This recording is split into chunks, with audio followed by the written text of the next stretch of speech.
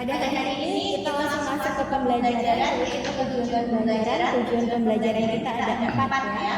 Yang pertama, memahami konsep dasar advokasi kebijakan publik. Kemudian yang kedua, menganalisis aktor dan kepentingan dalam advokasi kebijakan publik. Dan yang ketiga, merumuskan strategi dan teknik advokasi yang efektif. Kemudian yang keempat, menerapkan keterampilan praktis dalam simulasi advokasi kebijakan. Nah, khusus untuk yang keempat ini nanti akan ada praktiknya, di mana kalian membuat sebuah rancangan strategi advokasi kepada pihak-pihak yang memiliki masalah-masalah di dalam fenomena sosial kita.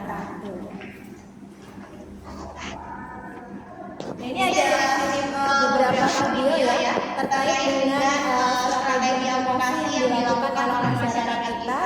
Kita bisa lihat satu-satu videonya.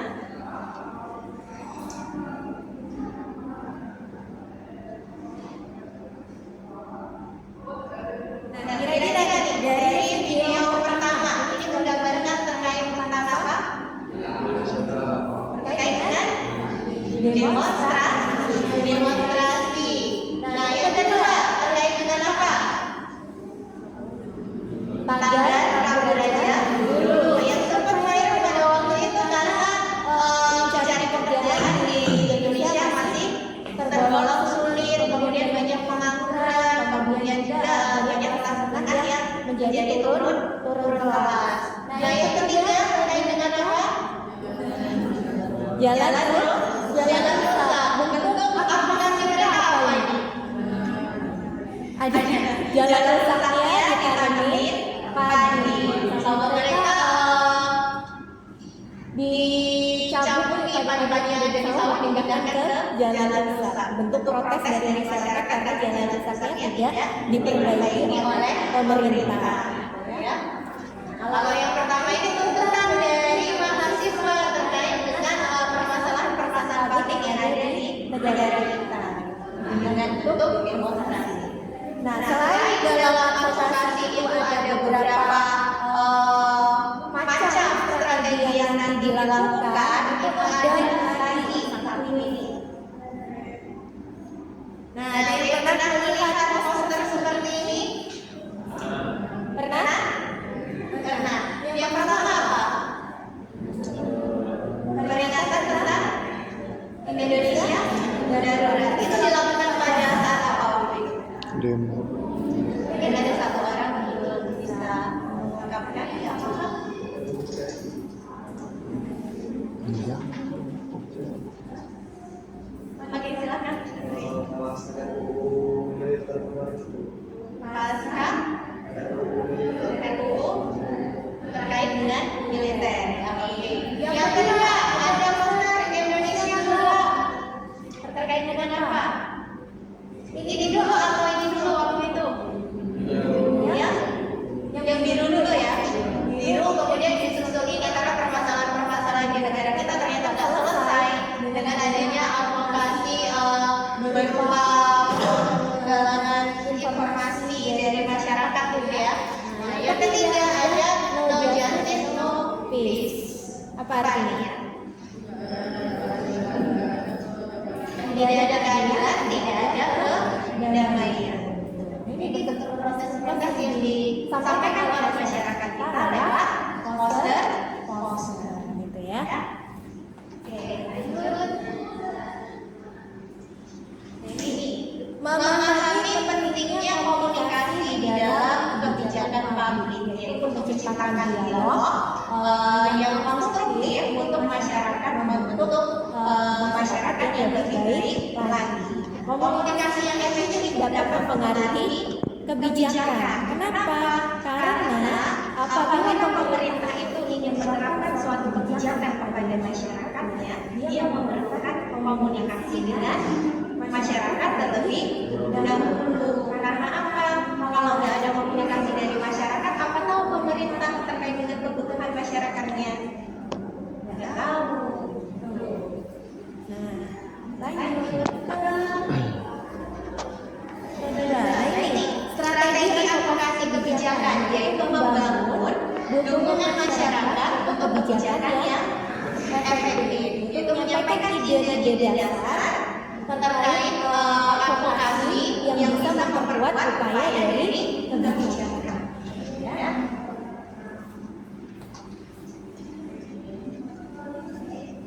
Nah, metode komunikasi yang efektif itu seperti apa? Yaitu mencapai audiens yang tepat melalui strategi komunikasi yang efektif. Nah, komunikasi itu kan kita menyampaikan pesan kepada yang kita tuju. Supaya apa? Supaya orang yang kita sampaikan pesan itu mengerti dan kemudian memberikan timbal balik ke penyampai pesan.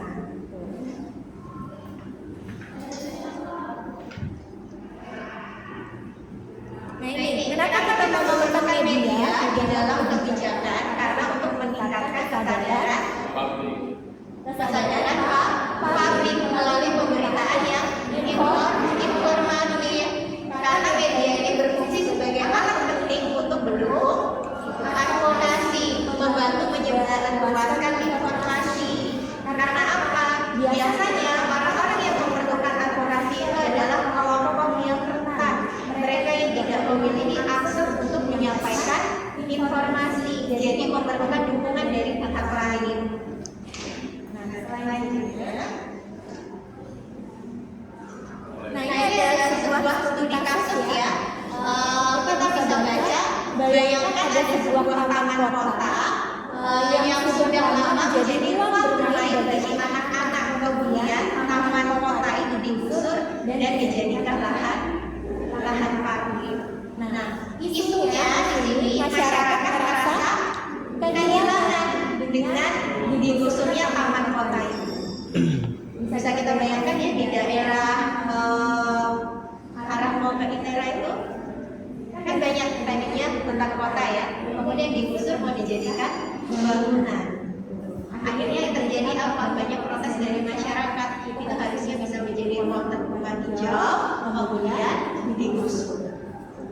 Nah, selanjutnya, strategi advokasi kebijakan yang relevan. Di sini ada beberapa hal yang bisa buka yang strategi tadi studi kasus. Nah, ya, studi kasus itu ada 5 pertanyaan ya, studi kasusnya. Nah, saya minta perwakilan dari 1, 2, 3 kelompok ini untuk mempresentasikan ke depan terkait dengan studi kasus dari hilangnya taman kota yang ada di provinsi tadi. Ya, oke. Siapa yang bersedia? Silakan. Boleh perwakilan? Boleh dibaca.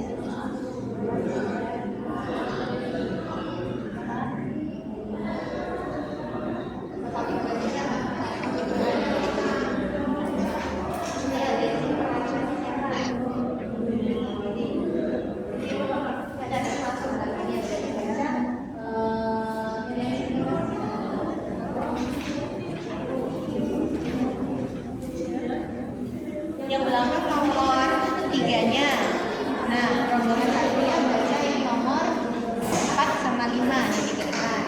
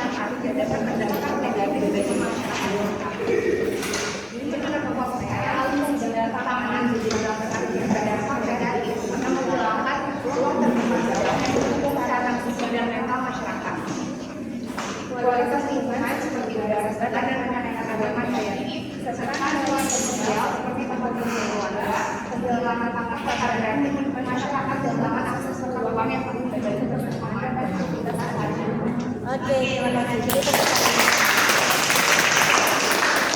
Selanjutnya dari kelompok kedua. Ya, teman-teman ya.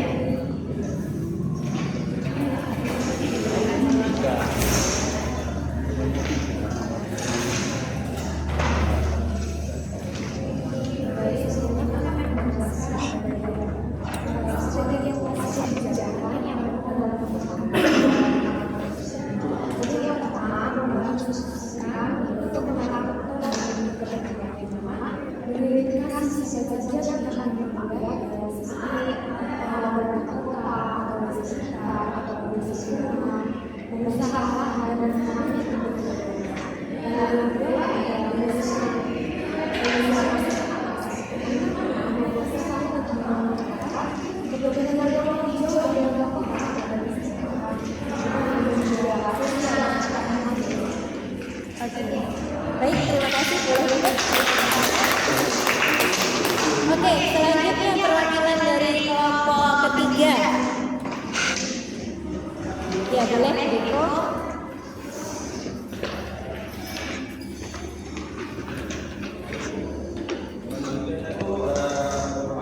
Bagaimana strategi penggunaan media dan aksi publik dapat membantu advokasi penyelamatan taman kota? Untuk strategi ini melibatkan sosial media, media massa dan aksi damai, misalnya hari bersih taman, menarik perhatian publik dan kebijakan. Aksi-aksi ini mampu membangun kesadaran masyarakat luas, meningkatkan partisipasi dan memberi tekanan pada pemerintah kota agar tidak mengalihkan fungsi taman kota. Oke, terima kasih Diko. Jawaban yang bagus, beri tepuk tangan semuanya. Ya, teman-teman, tadi ada beberapa hal yang kita soroti ya terkait dengan identifikasi kasus penghilangan fungsi dari taman kota tersebut. Sekarang coba kalian perhatikan di sini ada beberapa hal ya, ada 4 hal yang perlu dilakukan. Jadi ada 6 hal yang perlu kalian lakukan untuk mengadvokasi ketika taman kota yang tadi fungsinya sebagai ruang terbuka hijau hilang dan dijadikan alih fungsi sebagai lahan parkir. Nah, yang pertama di sini ada pemetaan aktor dan kepentingan. Pemetaan aktor dan kepentingan ini untuk apa? Ada mungkin beberapa dari kalian yang bisa membantu untuk membacakan. Yang pertama, mengidentifikasi dari sini aja, nggak apa-apa. Nggak apa-apa. Oke, silakan. Jadi pembahasan aktor dan kepentingan mengidentifikasi hak-hak masyarakat kepentingan bagi pemerintah kota serta organisasikan dan apa yang dilakukan oleh masyarakat. Oke, terima kasih. Yang kedua, sekarang pengumpulan data siapa? Diko, silakan. Pengumpulan data mengumpulkan data tentang fungsi psikologis dan sosial taman, termasuk survei pendapat warga dan data kesehatan masyarakat. Oke, jadi di sini apa yang dikumpulkan terlebih dahulu?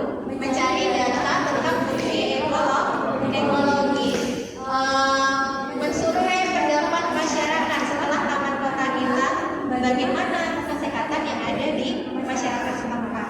Apakah mereka lebih sehat setelah taman kotanya hilang? Menurut kalian? Tidak ya, tetapi sebelum taman kota itu hilang masih banyak ruang terbuka hijau, tentunya juga masih banyak udara yang lebih baik dan lebih sejuk. Sekarang yang ketiga, siapa yang bersedia? Oke, silakan. Ya. Untuk mewajibkan unsur advokasi untuk usaha yang menekankan pentingnya ruang hijau dan dampak negatif terhadap taman yang dilakukan.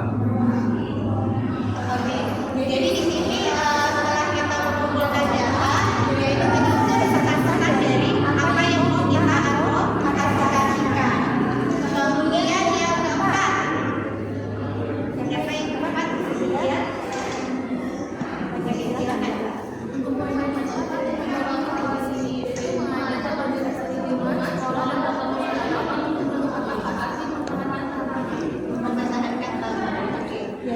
mencari koalisi kelompok-kelompok yang mereka memang berjuang di dalam mempertahankan ruang terbuka hijau seperti LSM yang bergerak di dalam lingkungan itu, kemudian kelompok dari pemerintah yang memang mendukung adanya ruang terbuka hijau itu untuk diajak berkoalisi dan memperjuangkan hak-hak dari masyarakat untuk mempertahankan ruang terbuka hijau.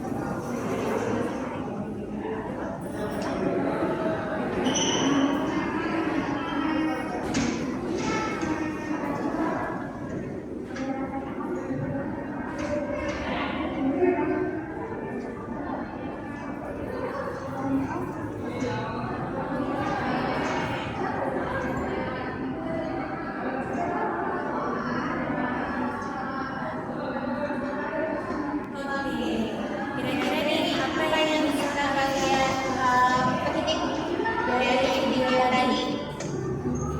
Membicarakan tentang apa?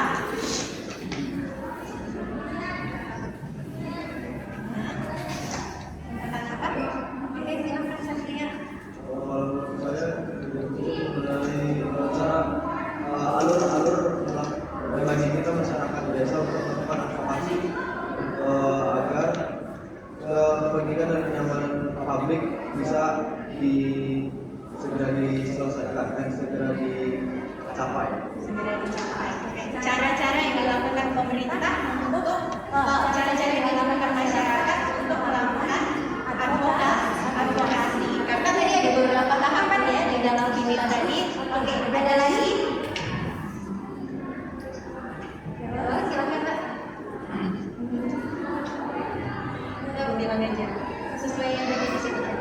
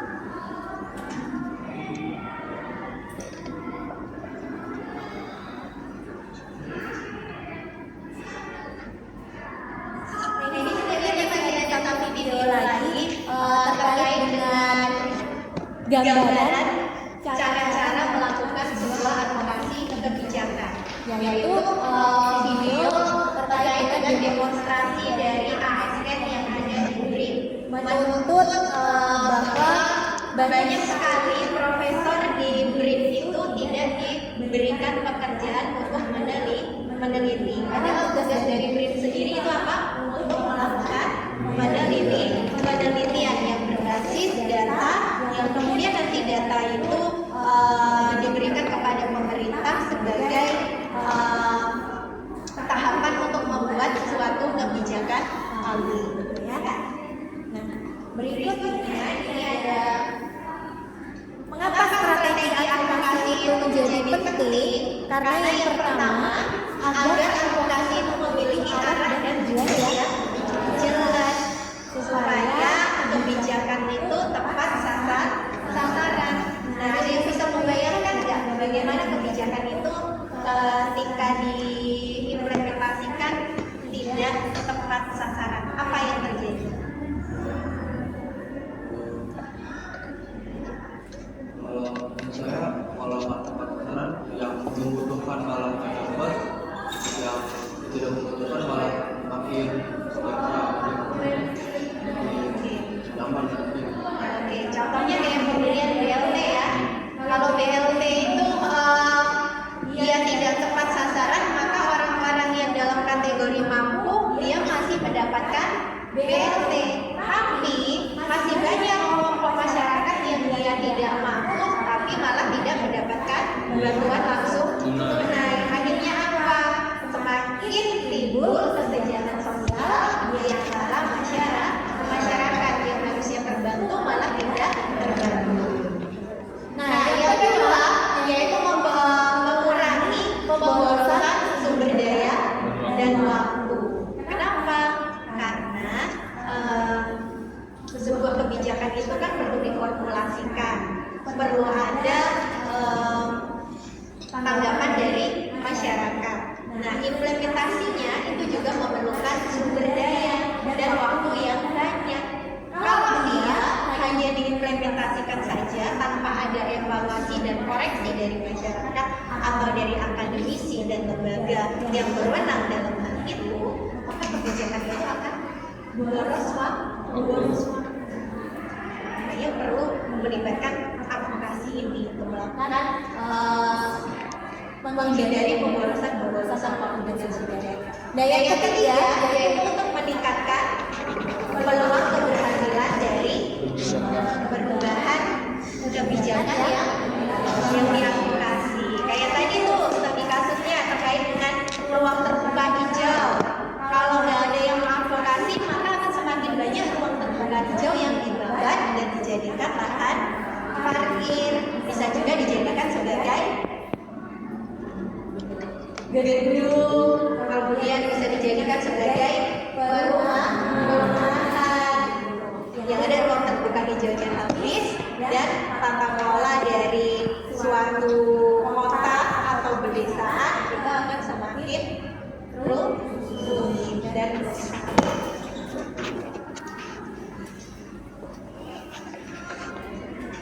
nah, ini elemen yang digunakan di dalam strategi advokasi ya.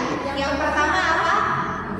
Mengidentifikasi isu yang akan diadvokasikan. Nah, isunya apa tadi? Terkait dengan isu alih fungsi taman kota. Dan yang kedua apa? Setelah melakukan identifikasi isu, yaitu mengumpulkan data dan bukti pendukung. Untuk apa? Untuk mengembangkan isu yang sedang diadvokasi.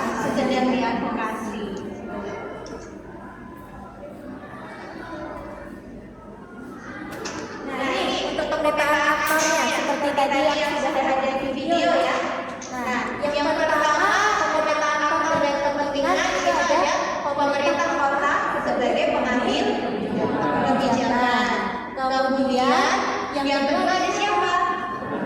Masyarakat. Sebagai apa masyarakatnya? Menerima dampak. Karena yang paling berasa ketika kebijakan itu terimplementasi itu adalah masyarakat.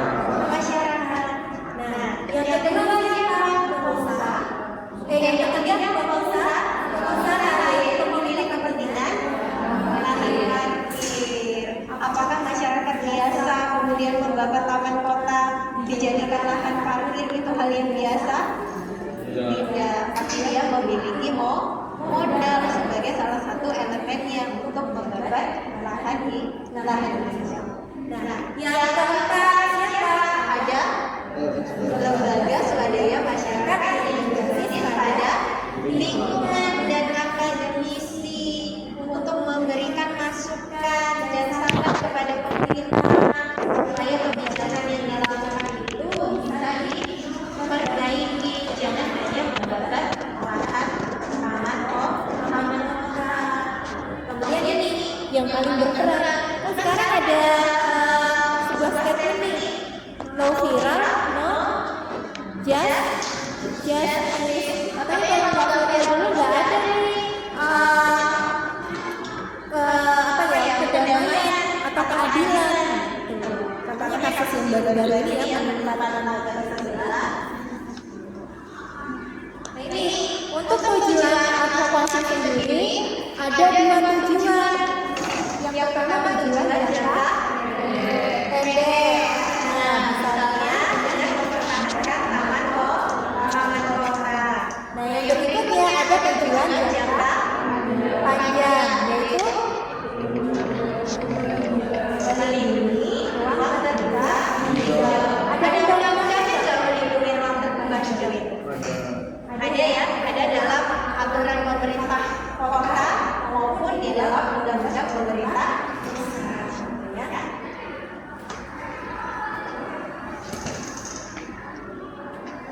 Ini untuk pesan advokasinya. pesan advokasinya yang ingin disampaikan apa?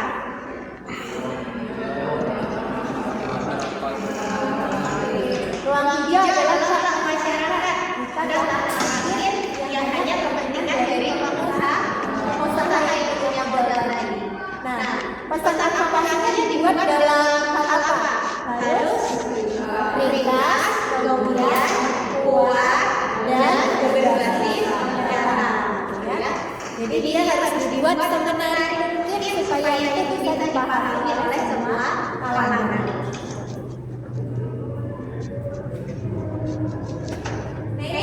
Pemilihan metode atau teknik dalam melakukan advokasi. Yang pertama yaitu dengan melakukan lobby. Lobbynya apa? Yaitu pendekatan langsung kepada pengambil keputusan. Nah, pengambil keputusan itu siapa ini? Pemerintah. Kemudian yang kedua melakukan kampanye publik, yaitu dengan petisi.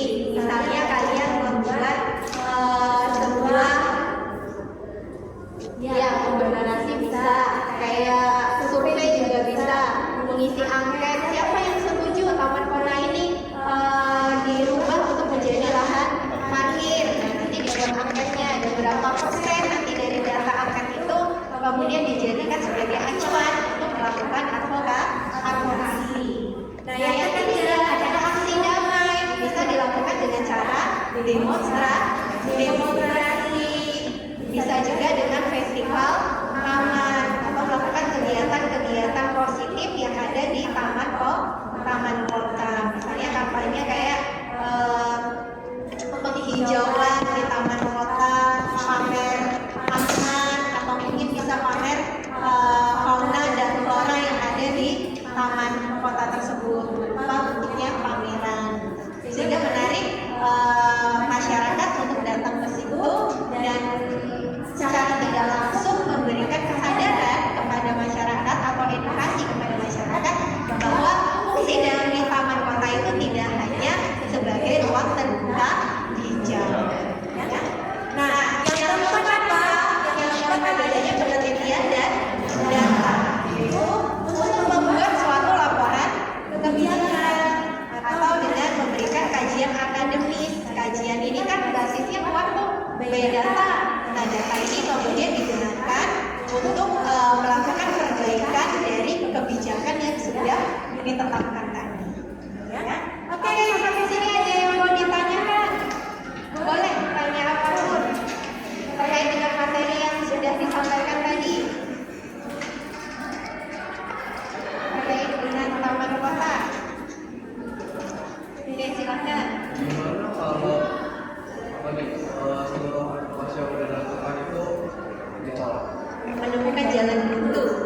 Oke, pertanyaan yang bagus Satria. Bagaimana kalau semua dari pemilihan metode atau teknik advokasi ini menemukan jalan buntu? Apa jalan terakhirnya? Ada yang mempunyai jawaban sebelum menjawab? Kalau buntu apa? Berarti dengan melakukan dialog, menghadirkan siapa? Menghadirkan 4 hal tadi. Ada pengelola taman kotanya, ada masyarakatnya, ada pengusaha yang memiliki kepentingan lahan parkir itu tadi. Kemudian yang terakhir ada siapa? LSM dan akademisi. Kemudian ada media.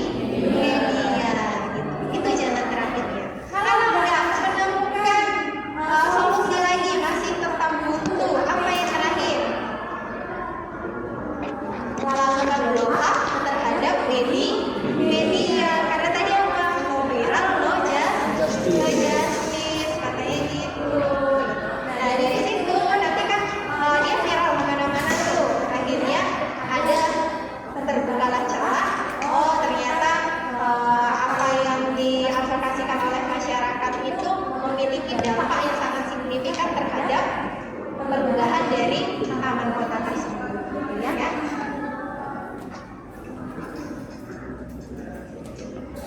Jadi selain tadi ada beberapa metode, ada koalisi. Koalisi biasanya nanti itu membangun dukungan bersama dengan organisasi lain. Dan yang kedua, semakin banyak yang dukung maka akan semakin kuat posisi untuk melakukan advokasi.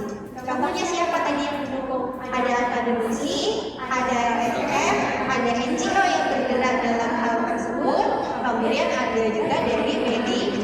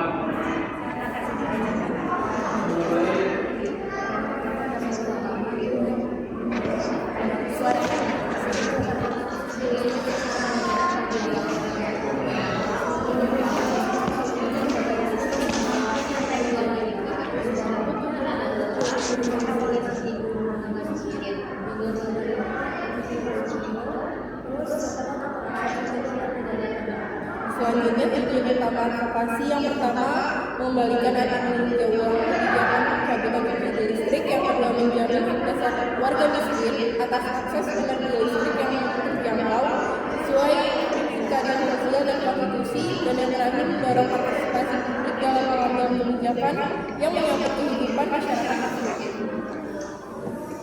Oke.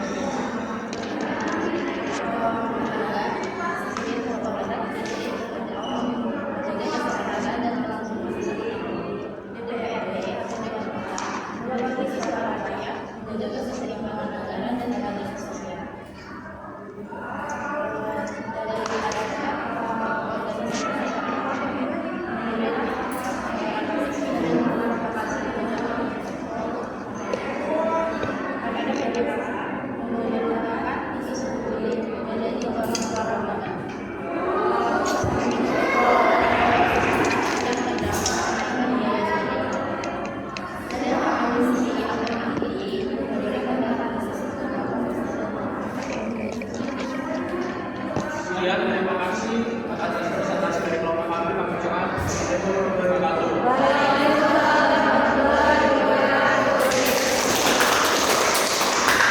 Selanjutnya Bapak-Bapak,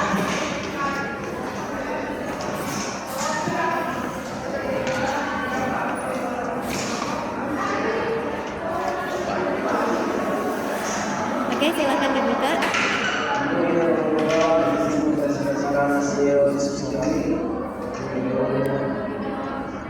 Ini kami akan melakukan penulisan pesan advokasi. Pesan pertama advokasi yaitu pencabutan subsidi listrik untuk rumah tangga miskin di kota M.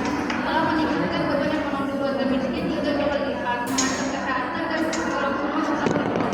Kebijakan ini diambil sebuah partisipasi publik dan bertentangan dengan prinsip keadilan sosial UUD 1945. Kami menuntut pemerintah daerah meninjau kembali kebijakan ini, melibatkan warga miskin dan pengambilan keputusan, dan menjamin akses energi yang terjangkau bagi seluruh warga.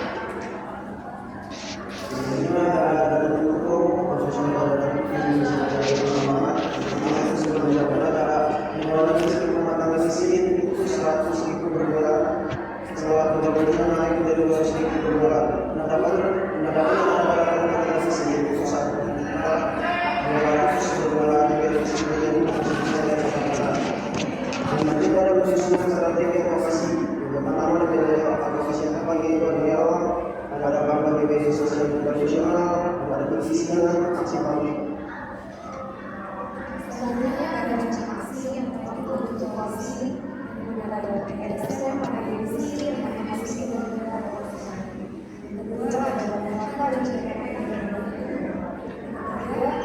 dan informasi kampanye di media sosial. Yang keempat, mengajak komunikasi yang kelima, jika tidak ada respon, organisasi politik,